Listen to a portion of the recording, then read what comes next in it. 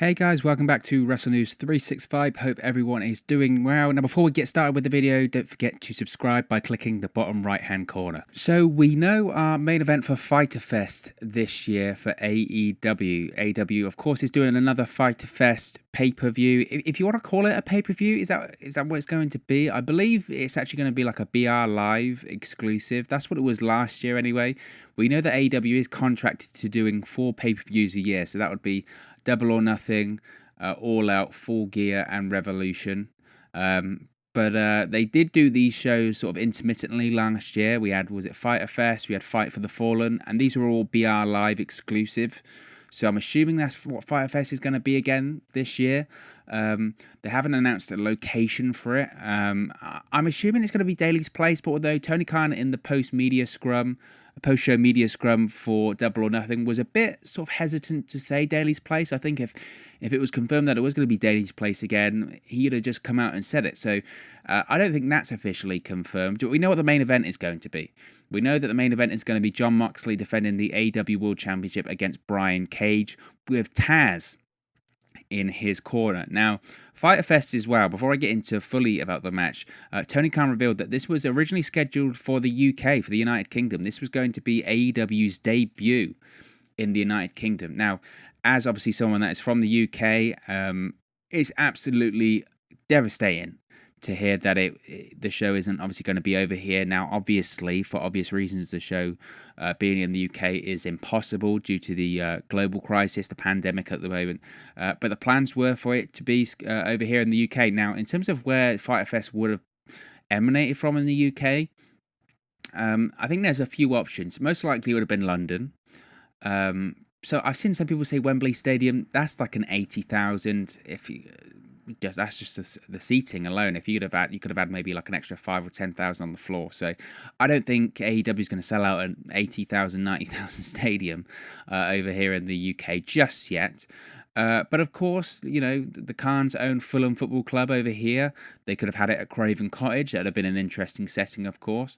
That holds I think it's about 20,000. I might be wrong there. But there's a whole, obviously, loads of arenas around the country which they could have had it. I'd have said likely, I think it would have been in London. If it was in London and they wanted to do a stadium in the summer, Craven Cottage would have most likely have been the destination for that. But we don't know. And at this point, okay, it's purely hypothetical, of course, since the show is not happening over here in the UK, which sucks because I'd have certainly gone to it. And I'm 99% certain it would have been a sellout. You know, the UK fan base, everyone knows how rabid the UK fans are for professional wrestling, how starved for professional wrestling we are over here. You look back, I think back to the Impact Wrestling shows that they ran in, when would that have been, 2013, 2014, 2013, or maybe even earlier than that, 2012. The Impact used to run TV tapings over here in the UK. And it got to the point where they do them quite frequently because every time they would come here to the UK, they would sell out. And I'm not talking sell out like tiny arenas. They would sell out like the Hydro in Glasgow. They would sell out Wembley Arena. These are like 10, 15,000, maybe even higher capacity arenas, which, look, Impact Wrestling was never doing that in the US. So I think there were even discussions at one point Bruce Pritchard talked about on his podcast of them saying, should we just move the organisation over to the UK because we're over in the UK? We can actually sell out arenas in the UK. That's how starved for professional wrestling and for quality professional wrestling the UK fan base is. They were going to Impact Wrestling shows back in 2012, 2013, 2014 and making the show sell out. I think that says quite a lot, doesn't it? But I'm gone off on a major tangent here. Fyter Fest, of course, originally scheduled for the UK. Not going to happen because of the pandemic. It sucks. But we are going to have the event still. Now, Brian Cage, of course, made his debut for AEW at Double or Nothing, winning the Casino Ladder match. He was the last entrant and the surprise entrant. They were hyping it up all through the few weeks prior to Double or Nothing, and on the day of Double or Nothing, who will this surprise, was it 9th entrant be? I think it was the 9th entrant. And Brian Cage came out, kicked some ass, and had Taz in his corner. won the opportunity for a future AEW World Championship match, and it would appear that that's not a kind of money in the bank scenario. He's getting the opportunity straight away at Fyter Fest. Now, I think a thing that surprised a lot of people wasn't necessarily Brian Cage's debut, because the Brian Cage to AEW rumor had been going on for a long time. It had been going on as long as all the way back in January, after he finished up with Impact Wrestling at that Hard to Kill pay-per-view in January. A lot of people said that once he'd finished up there, he'd already signed a contract with AEW, which he denied. But of course, pro wrestling, kayfabe, brother, kayfabe. Of course, it was the truth. But I think the thing that surprised the people the most was this partnership with Taz. Now, by all accounts, Tony Khan said that this partnership with Taz was always the plan from the beginning. But it's nice to see Taz in a different role that isn't a commentator. Now, of course, I love Taz behind the announce desk. I think that is where he is best. He's got so many years of experience doing it, going back to SmackDown, and then, of course, his time with TNA, and now he does AEW Dark with Excalibur on Tuesdays. But this role of Taz in a managerial role is something we haven't really seen that much of before. And I say that much because he has done it for a very, very, very brief period of time in TNA. Back in, I believe it was 2009, just after Taz had left WWE. He obviously went to TNA, but before becoming an announcer, he was actually a manager for Samoa Joe in TNA, and they had Samoa Joe adopting a lot of the mannerisms of Taz. Obviously, a lot of comparisons are always made with Samoa Joe and Taz due to the suplexes and due to that sort of squat physique and just the similar style of working. And you saw Taz cut a few promos for Samoa Joe back then, but I'm not really sure it necessarily worked, because does Samoa Joe really need a mouthpiece? Does he really need a manager?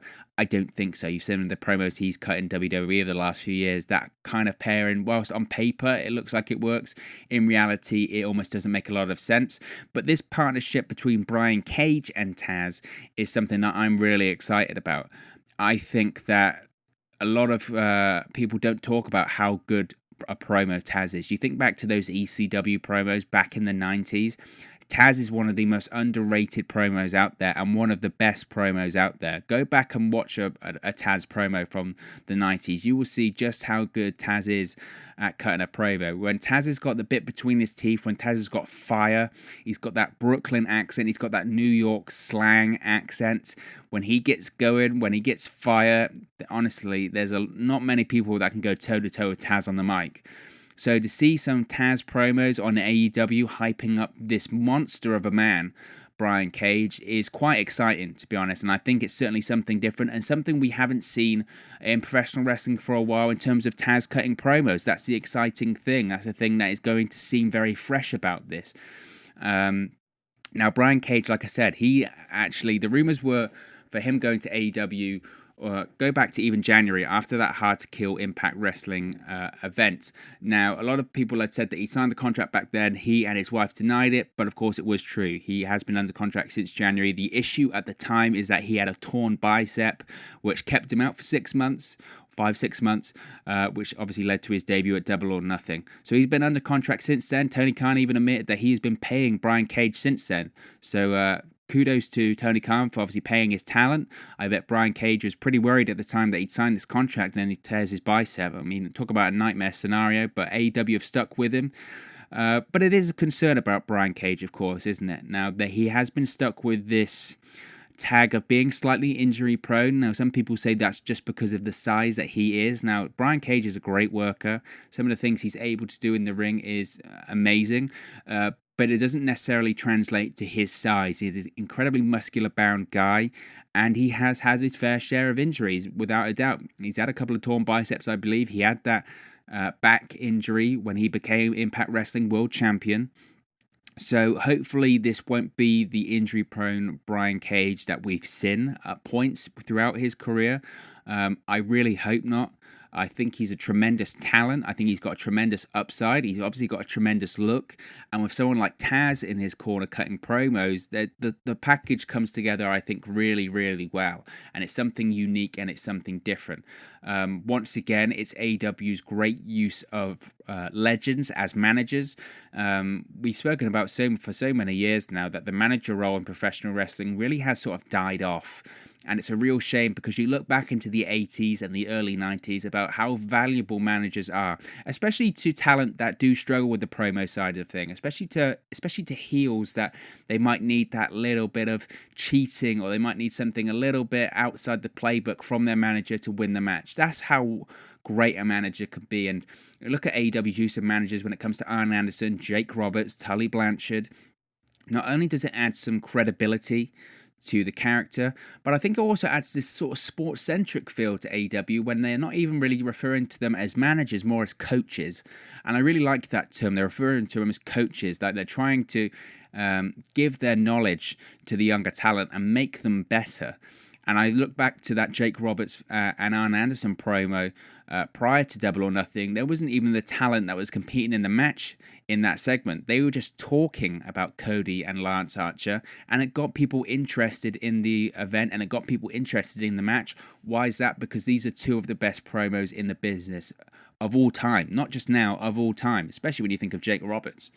So that's how important a manager can be to getting a talent over, to getting an angle over, to getting a match over. So I think this is just another case of AEW being smart and using a legend correctly and using a legend to benefit one of their current wrestlers.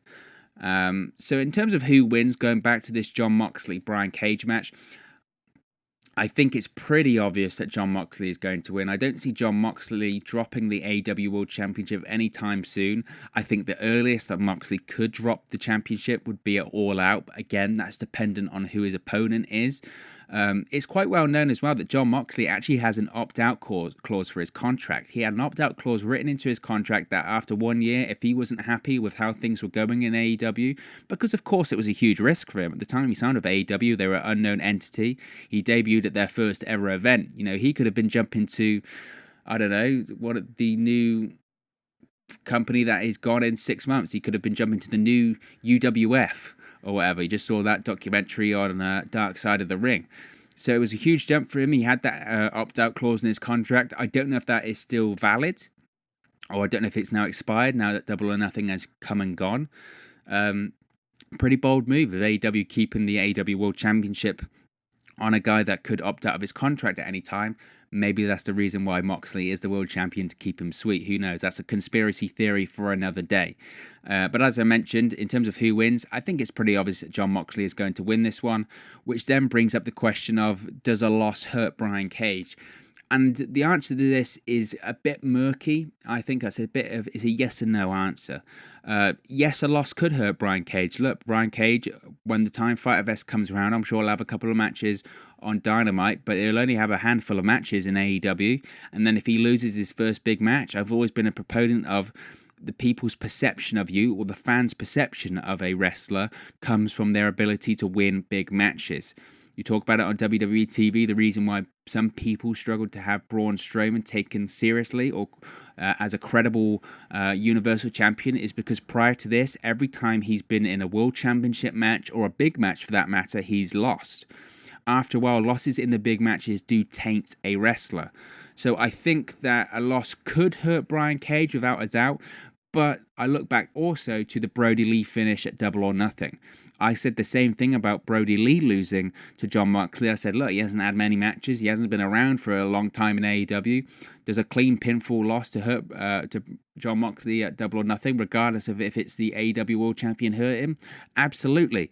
But they did the finish in a way that really protected Brody Lee, and that was getting him in the rear naked choke, him passed out. He never gave up. He never submitted. He just got caught in a good submission hold. And I think they'll do the same finish with Brian Cage? I'd hope not. I'd hope they have the ability to sort of spice it up a little bit, change the outcome slightly. But I think they need to do something similar to protect Brian Cage. If you're going to promote him as this big, unpredictable monster with the firecracker of Taz cutting promos in the corner and Taz hyping him up on TV for weeks as this unbeatable monster, you can't have him be beaten 1, 2, 3 clean in the middle of the ring, because how does Brian Cage come back from that? It's very, very difficult. So I think they need to be clever about the finish, but I do think that Jon Moxley is going to retain the AEW World Championship. I'm pretty certain of that. Now, I think it's important as well that they have Brian Cage in this main event. I think they need to elevate more non-WWE guys in the main event. Brian Cage, I would consider to be a non-WWE guy. Of course, some people have come back to me when I've said this, saying, oh, Brian Cage was under contract with WWE at one point, blah, blah, blah. Well, my response to that is so was Kenny Omega. So were a lot of people. A lot of people have been under contract with WWE for a period of time, and then they were let go, well, while they're in developmental, etc., etc. I wouldn't consider Kenny Omega to be a WWE guy. I wouldn't consider Brian Cage to be a WWE guy. I think it's good that AEW has a guy in the main event competing for the world title that isn't a former WWE guy. Now, I'm not trashing on anyone that's previously worked for WWE, but you need to look at the pattern which AEW are setting when it comes to the AEW World Championship. You look at the first champion being Chris Jericho, a former WWE guy. You look at the current champion, Jon Moxley, being world champion, a former WWE guy. You look at some of the challengers that Moxley's had for the AEW World Championship. Jake Hager, former Jack Swagger, a WWE guy. Brody Lee, former Luke Harper, a former WWE guy. AEW needs to ensure that they're not making the same mistakes that the likes of WCW, the likes of Impact Wrestling / TNA made in the past, whereby they just put the new ex-WWE guy in the main event. Because look, they were released for WWE by a reason. Now, I know people like Chris Jericho and Jon Moxley maybe don't fit into that pattern because they let their contracts expire, but the premise is still there when it comes to that argument. So I think having Brian Cage in the main event, who knows if he'll win? I don't think so. But having him in the main event just has this air of something different, something we're not used to seeing, and it's not just the ex-WWE guy or the new flavor of the month ex-WWE guy in the main event for AEW, in the main event for the competitor. That is certainly something that AEW needs to avoid, and it looks like they're hopefully going to avoid with this Fyter Fest pay-per-view.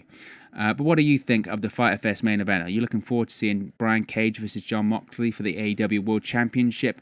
Who do you think is going to leave as AEW World Champion? Do you think Moxley will retain, or will Brian Cage upset the world? How do you think, if Moxley retains, will they protect Brian Cage? Let me know in the comment section below. Don't forget to like, share and subscribe to Wrestle News 365. You can do that by clicking the bottom right hand corner of the screen right now, or you can wait a few seconds. There will be a subscribe button at the end of this video along with another video for you to watch, or you can go to our YouTube channel, look at every video we've posted on this channel and subscribe to us there also. Be sure to follow us on social media at 365Wrestle on Twitter or at WrestleNews365 on Facebook or Instagram. If it's on social media, we're on it, so be sure to give us a follow. Thank you very much for watching, listening, streaming, or however you come across this video today, and I'm sure I'll speak to you again very, very soon. Hey guys, thank you for watching, listening, streaming, or however you come across this video today. Be sure to click on the video on the right there to watch our next video, or click the bottom there to subscribe, or the bottom right hand corner. Thank you very much, and I'll speak to you again very soon.